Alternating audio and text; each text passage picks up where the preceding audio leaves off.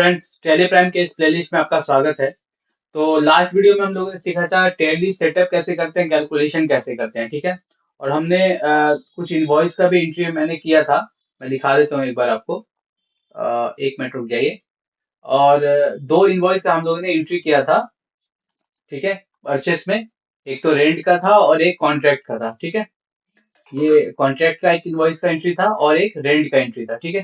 तो दो एंट्री हम लोगों ने किया था, ठीक है, टैली में। अब मैंने बताया था कि नेक्स्ट वीडियो में आपको मैं बताऊंगा कि कैसे टीडीएस का जो चालान कैसे बनता है और पेमेंट कैसे होता है, ठीक है। लेकिन उससे पहले एक चीज और मैं आपको बताना चाहता हूँ। ये एक छोटा सा शॉर्ट वीडियो है। उसमें मैं दिखाना चाहता हूँ कि चालान क्रिएट करने से पहले क्या क्या जानना जरूरी है। क्वार्टरली रिटर्न के बारे में जानना जरूरी है और चालान के बारे में कुछ जानना जरूरी है, ठीक है। तो चलिए स्क्रीन पे स्टार्ट करते हैं। देखिए, पहला चीज ये है कि टीडीएस पेमेंट का कब होता है, ठीक है। मैंने तो टीडीएस जो काटा है, देखिए यहाँ पे जो टीडीएस मैंने काटा है, टीडीएस चालान रिको, ठीक है। यहाँ पे एफर्ट दबाते हैं। एफर्ट से जो चालान है मतलब 4,900 अप्रैल में मैंने काटा है। बट इसका पेमेंट क्या कब होगा, अप्रैल में ही होगा कि नेक्स्ट मंथ होगा या कब होगा। तो उसका लॉ में एक डिटेल्स दिया हुआ है कि पेमेंट कब कब होगा। लाइक अप्रैल का अगर पेमेंट है, ठीक है, तो अप्रैल का पेमेंट आपको मई के 7 तारीख तक कर देना है, ठीक है। अगर 7 तारीख से ज्यादा होता है तो लेट फीस लगता है, ठीक है। ठीक है, मई का पेमेंट 7 जून को, मतलब जो भी मंथ का पेमेंट है उसके नेक्स्ट मंथ के 7 आपको कर देना है, ठीक है। मतलब 7 तारीख तक आपको कर देना है। तो अप्रैल से लेके फरवरी तक सेम चलता है, ठीक है। 7 तारीख को ही पेमेंट करना पड़ता है हर एक मंथ का। तो मेरा जो पेमेंट है 4,900, 4,900 अप्रैल का है। तो मेरे को 7 तारीख के भीतर, 7 मई के भीतर पेमेंट कर देना है, ठीक है। अब देखिए, मार्च का जो पेमेंट होता है, ठीक है, मार्च मंथ का भी तो पेमेंट करना होगा। तो मार्च मंथ का पेमेंट अप्रैल 7 को नहीं होता है, ठीक है। मार्च मंथ का पेमेंट 30 अप्रैल को होता है। क्यों होता है? क्योंकि सपोज कि जब जो साल भर का जो भी पेमेंट होता है, एंट्री होते हैं, उसको सब फाइनलाइज किया जाता है कि हाँ टोटल में इतना पेमेंट हम कर दे रहे हैं एक बार में 30 तारीख को, ठीक है। तो वैसे करके कैलकुलेशन करके ओवरऑल पेमेंट आ जाता है कि 30 तारीख को आपको पूरा पेमेंट कर देना है। इसीलिए ये विंडो थोड़ा ज्यादा मिलता है, टाइम का विंडो है वो थोड़ा ज्यादा मिलता है, ठीक है। तो ऐसे करके पेमेंट होता है। अच्छा, आगे बढ़ते हैं। उसके बाद क्वार्टरली रिटर्न हम लोग को लगाना पड़ता है, ठीक है। अब देखिए, ये जो डेटा है ना, ये तो आपने टीडीएस काट लिया, लेकिन इसको गवर्नमेंट को तो सिर्फ आपको चालान जमा करना। अच्छा, चालान देखने में कैसा होता है, मैं आपको चालान दिखा देता हूँ। जस्ट सेकेंड, मैं आपको चालान दिखा देता हूँ। ओके, टीडीएस सिंपल, हाँ, ये है चालान, ठीक है। ये चालान है, ठीक है। अब ये चालान बनता कैसे है, ठीक है। मैं आपको दिखा देता हूँ चालान जमा कहाँ होता है। तो आपको सिंपली गूगल में आना है, लिखना है इनकम टैक्स। इनकम टैक्स, ठीक है। इनकम टैक्स लिखने के बाद ये पहला आएगा incometax.gov.in, ठीक है। यहाँ पे क्लिक करना है। क्लिक करने के बाद आपको लॉग इन करना है यहाँ से, ठीक है। लॉग इन करेंगे, जब लॉग इन करेंगे तो लॉग इन का पेज आएगा, ठीक है। लॉग इन का जब पेज आएगा तो यहाँ पे आपको पैन से नहीं जाना है, यहाँ पे टैन से जाना है। आपका टैन नंबर होगा और टैन से रजिस्ट्रेशन होगा, ठीक है। तो आपको इनकम टैक्स में रजिस्ट्रेशन कराना होगा टैन के थ्रू। तो टैन नंबर के थ्रू जब रजिस्ट्रेशन कराएगा तो आपको यहाँ पे एक ऑप्शन मिलेगा फाइल रिटर्न। फाइल रिटर्न में जाने के बाद आपको उसको टीडीएस को पेमेंट कर देना है, ठीक है। टीडीएस पेमेंट करने के बाद बहुत सारे बैंक भी है, ठीक है, जिस बैंक के थ्रू आप पेमेंट करेंगे करेंगे ठीक है। अब मैं दिखा देता हूँ क्या क्या बैंक उसमें है जिसके थ्रू आप पेमेंट कर सकते हैं, ठीक है। देखिए, यहाँ से भी आप जा सकते हैं ई पे टैक्स, ठीक है। ई पे टैक्स पे जैसे क्लिक करेंगे आपको वहां पे टैन नंबर मांगेगा। यहाँ पे पैन और टैन बोल रहा है, तो पैन या टैन से टैन नंबर डालना होगा और मोबाइल नंबर डाल के ओटीपी आएगा। ओटीपी डालने के बाद वो आपको चालान आ जाएगा कि टीडीएस पेमेंट करने का चालान। तो चालान नंबर ITNS 281 होता है, ठीक है। चालान का जो नंबर होता है उसको बोलते हैं ITNS 281। तो उसको सिलेक्ट करके आप सारा चीज फिल कर दीजिए। फिल करने के बाद वो चालान पेमेंट हो जाएगा। ये सारा बैंक है, मैक्सिमम सारा ही बैंक है। ये सारे बैंक से आप पेमेंट कर सकते हैं, ठीक है। पेमेंट करने के बाद आपको एक चालान मिलेगा ऐसा। चालान में लिखा रहेगा इनकम टैक्स डिपार्टमेंट चालान रिसीट। जो पेमेंट करेंगे उसका रिसीट मिलेगा। तो मैंने ये पेमेंट किया है। तो देखिए, मेरा टैन नंबर यहाँ दिख रहा है, यह नाम दिख रहा है कंपनी का, आर्यन इंटरप्राइज। ये कंपनी है आर्यन इंटरप्राइज। अच्छा, कौन सा असेसमेंट ईयर है? 24-25 फाइनेंशियल ईयर 23-24, ठीक है।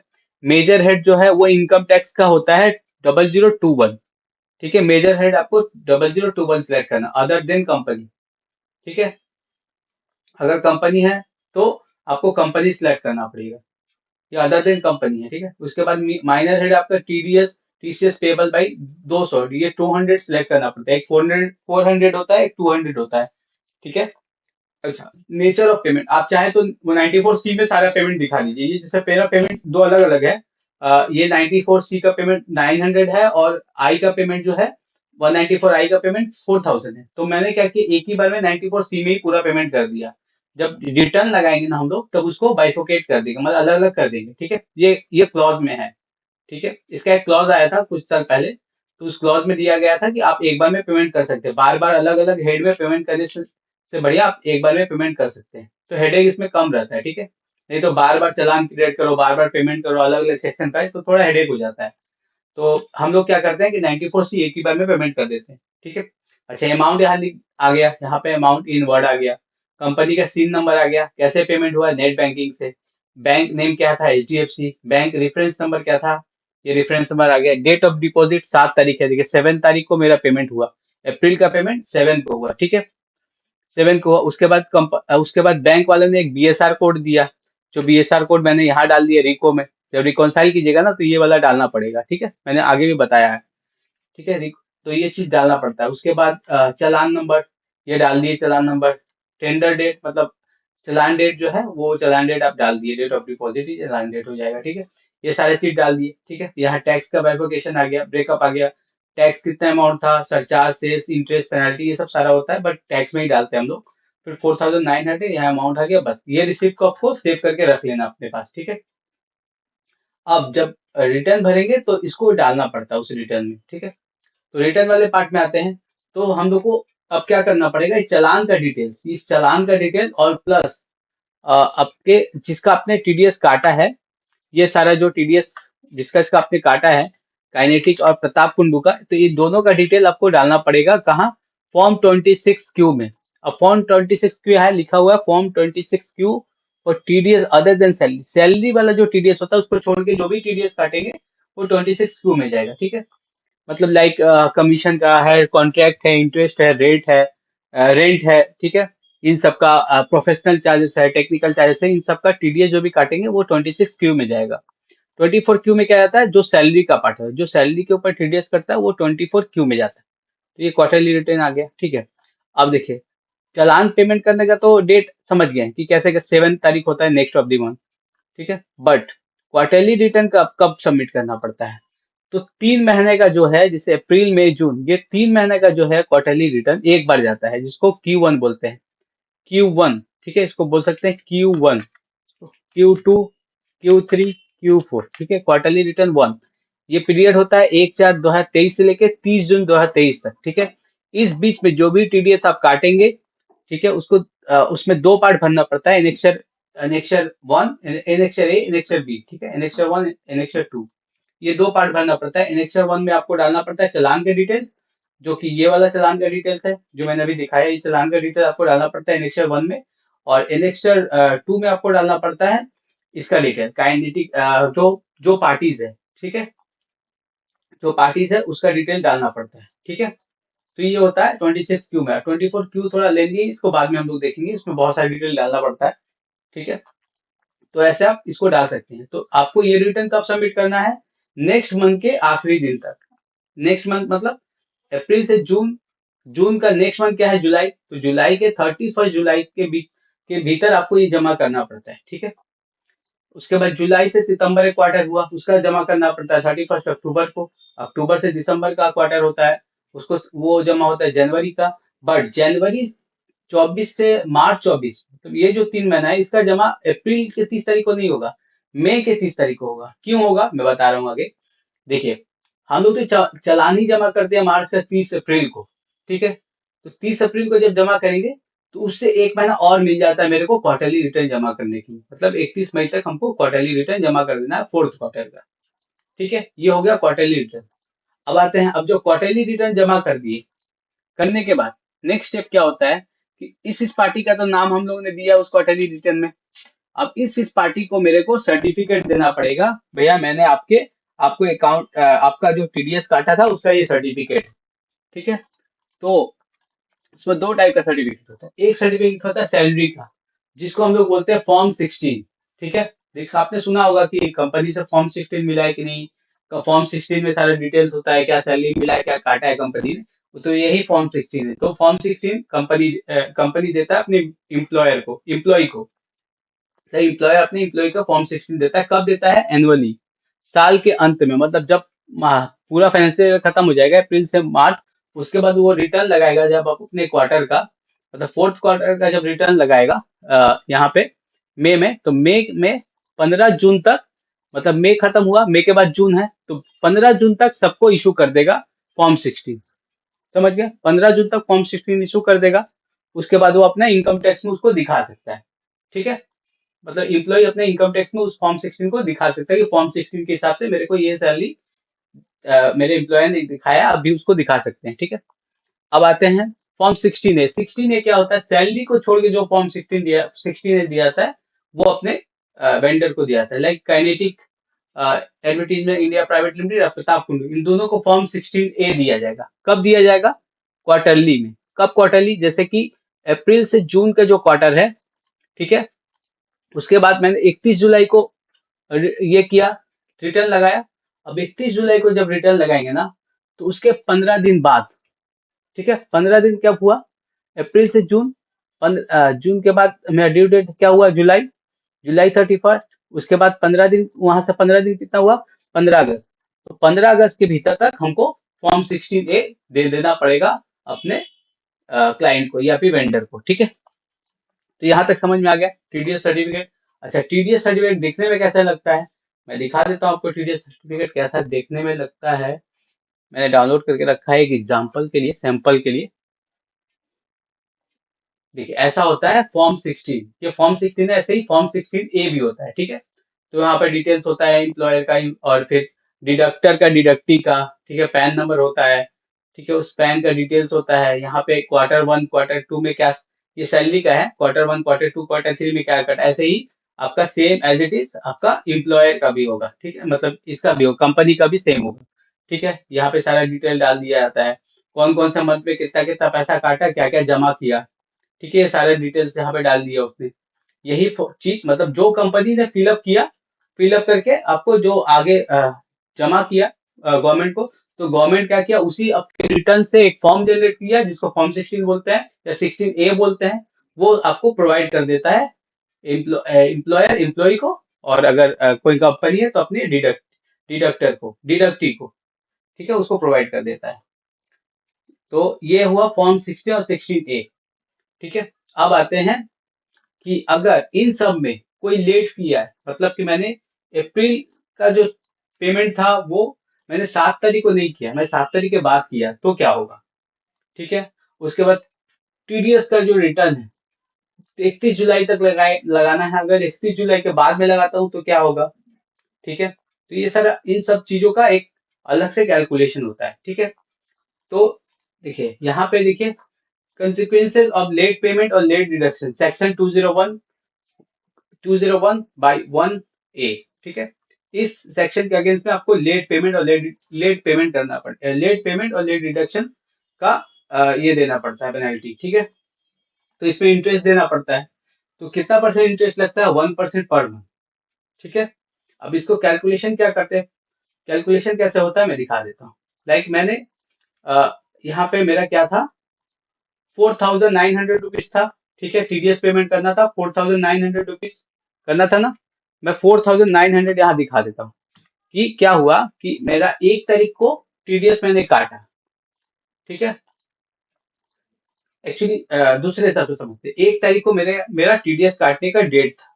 ठीक है। 1 तारीख से लेकर 30 तारीख तक कभी भी आप किसी भी एक मंथ में कभी भी आप टीडीएस काट सकते हैं, उसको एक ही पकड़ा जाता है, चाहे 1 तारीख को काटे चाहे 30 तारीख को काटे, उसको एक ही पकड़ा जाता है। ठीक है। तो मैंने 1 तारीख को काटने का डेट था, मैंने 1 तारीख को नहीं काटा, मैंने क्या किया, 1 मई को काटा। ठीक है। 1 मई को काटा। तो 1 मई जब होता है ना, तो इसका फॉर्मूला, तो इसको आपको 1% टीडीएस देना, इंटरेस्ट देना पड़ता है गवर्नमेंट को। अब इंटरेस्ट कैसे देना पड़ता है, लाइक 4,900 रुपीज है, ठीक है। यहाँ पे 2 मंथ का चार्ज करता है गवर्नमेंट, एक तो अप्रैल का और एक मई का। मई में देखिए मैंने क्या हुआ, अगर ये 30 तारीख होता है, 1 अप्रैल अगर 30 तारीख होता और यहाँ पे 1 मई होता, ठीक है, फिर भी आप 2 महीने का पेमेंट करते टीडीएस का, 2 मंथ का आपको इंटरेस्ट देना पड़ता। अगर ये 1 दिन का भी डिफरेंस होगा ना मंथ में, तो आपको 2 महीना का टीडीएस का पेमेंट करना पड़ेगा। अगर ये 3 मंथ हो गया, लाइक अगर 3 मंथ हो गया तो 3 मंथ का देना पड़ेगा, ठीक है। जैसे करके कैलकुलेशन होता है, इसका एक फार्मूला अलग से, कि टोटल अमाउंट को आप यहाँ से इंटू कर दीजिएगा। टोटल अमाउंट को आप इंटू करेंगे इससे, मंथ से डिवाइडेड 1 × 100 करने से ये आ जाएगा, तो 98 रुपीज इसका इंटरेस्ट बना, ठीक है। अब देखिए इंटरेस्ट जब बनता है तो लेट पेमेंट का भी होता है। अब लेट पेमेंट क्या होता है, लाइक मेरा जो टीडीएस का पेमेंट है 4,900 पकड़ लेते हैं यहाँ पे, ठीक है। 1 से लेके 30 तारीख का जो पेमेंट डेट है, ये वाला 1 से लेके 30 तारीख का जो पेमेंट डेट है, वो पेमेंट कब किया मैंने, 7 तारीख को। मैंने 7 तारीख को भूल गया पेमेंट करना। सपोज मैंने 7 तारीख को भूल गया पेमेंट करना, मैं रात 12 बजे, हमको मेरे को याद आया, मैं 1 1:30 बजे रात को उठ के कैसे भी, या फिर नेक्स्ट दिन जब ऑफिस गया, तो 8 तारीख को मैंने पेमेंट किया, 7 तारीख के बजाय 8 तारीख को मैंने पेमेंट किया, ठीक है। उस केस में क्या होता है कि आपको 2 महीना का यहाँ पर भी पेनल्टी ये देना पड़ता है, इंटरेस्ट देना पड़ता है, लेट पेमेंट का इंटरेस्ट, वो की जो कि 1.5% है, 1.5% पर मंथ, ठीक है। तो यहाँ पर भी 2 मंथ का देना पड़ेगा, क्योंकि अगर यहाँ पे 30 तारीख होता और यहाँ पे 1 तारीख होता, फिर भी 2 महीना काउंट होता, जिस मंथ का है और जिस मंथ में काटे वहां से वहां तक का। अगर ये अप्रैल से मई, अगर जून कर दूं तो अप्रैल मई जून 3 महीना हो जाएगा, अगर जुलाई कर दूं तो अप्रैल मई जून जुलाई, जुलाई 4 महीना हो जाएगा। 4 महीना के हिसाब से 1.5% का इंटरेस्ट आपको देना पड़ेगा, ठीक है, लेट पेमेंट का, ठीक है। तो ये लेट पेमेंट का हुआ। अच्छा, अब आगे आते हैं, consequences of not filing return.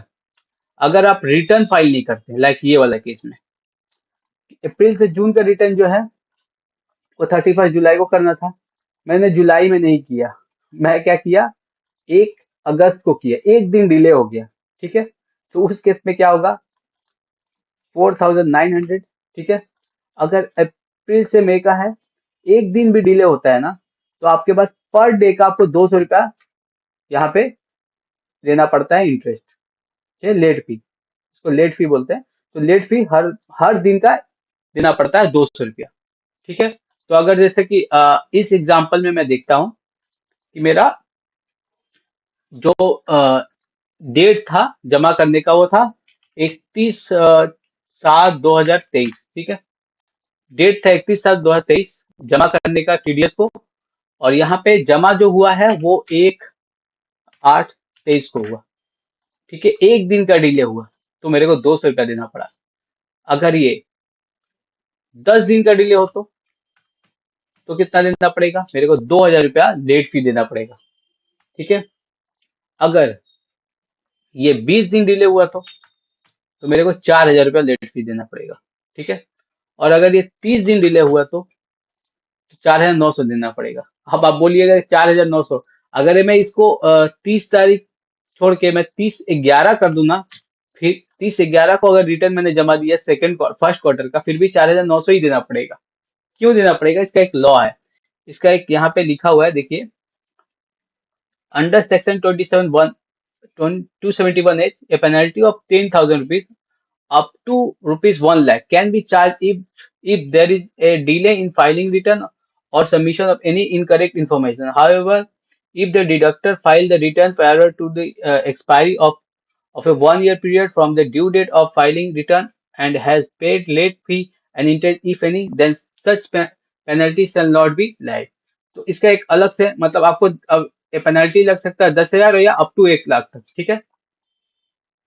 लेकिन इसमें एक चीज और है कि अगर आपका जो लेट फी है वो आपका जो टीडीएस पेबल है, मतलब टीडीएस पेबल कितना है, 4,900, इससे अगर ज्यादा नहीं हो सकता, ठीक है। इसका मतलब ये है कि 4,900 तो मेरा लेट फी है, मतलब सॉरी, 4,900 तो मेरा पेमेंट ही बन रहा है देने का, ठीक है। लेकिन मेरा जो 4,900 मेरा पेमेंट का लेट फी का पेमेंट बन रहा है। ठीक है। तो और मेरा यहाँ पे अगर ऐसे करें कि 122 दिन इंटू 200 रुपया, एक्चुअल जो लेट फी बना वो 24,400 बना। ठीक है। और मेरे पास जो टीडीएस पेमेंट करना है वो 4,900 ही करना है, जो दिखाना है गवर्नमेंट को 4,900 का डिडक्शन का डिटेल मेरे को 26 क्यू में देना है। लेकिन मैंने रिटर्न में देरी कर दिया 122 दिन का, तो 24,400 मेरे को फाइन नहीं देना पड़ेगा लेट फी। मेरे को लेट फी 4,900 ही देना पड़ेगा। ठीक है। मैक्सिमम होता है, मैक्सिमम जो भी है, मतलब इससे ज्यादा नहीं जा सकता, जो भी पेमेंट है उससे ज्यादा नहीं जा सकता। ठीक है। तो ये ऐसे कैलकुलेट इसको किया जाता है, लेट फीस को।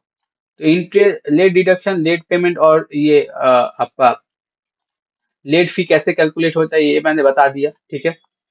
उसके बाद मैंने ये सब सारा चीज बता दिया, लेट पेमेंट, लेट डिडक्शन क्या होता है, सर्टिफिकेट के बारे में भी समझा दिया आपको, क्वार्टरली रिटर्न के बारे में भी समझा दिया, क्वार्टरली स्टेटमेंट ऑफ टीडीएस क्या क्या होता है, कौन कौन सा फॉर्म होता है, और कब कब टीडीएस पेमेंट होता है। ठीक है। तो ये एक शॉर्ट वीडियो था, टीडीएस का जो ओवरव्यू है, सेकेंड ओवरव्यू मैंने बता दिया।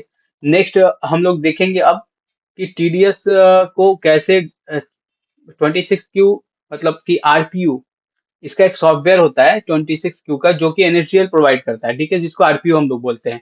बहुत सारे कंपनी से भी परचेस करते हैं बहुत लोग, जैसे सरल टीडीएस हो गया, टैक्समैन हो गया। ठीक है। इन सबसे टीडीएस का सॉफ्टवेयर परचेस किया जाता है, वहां से टीडीएस रिटर्न लगाया जाता है। और अगर फ्री में करना है तो फ्री के लिए आपको एनएचडीएल से डाउनलोड कीजिए आरपीयू, वहां पे अपने डेटा फीड कीजिए और उसको जनरेट कीजिए, रिपोर्ट जनरेट करके गवर्नमेंट को सबमिट कर दीजिए इनकम टैक्स पोर्टल में। ठीक है। तो ऐसे भी होता है। तो नेक्स्ट वीडियो में हम लोग सीखेंगे कि रिटर्न कैसे फाइल करना है। ठीक है। क्वार्टरली रिटर्न कैसे फाइल करना है। तो यहाँ तक का ये चीज मैंने समझा दिया, नेक्स्ट वीडियो में बताएंगे क्वार्टरली रिटर्न कैसे फाइल करना है। ठीक है। तो यहाँ तक के लिए thank you, bye. Like share subscribe करना ना भूलें।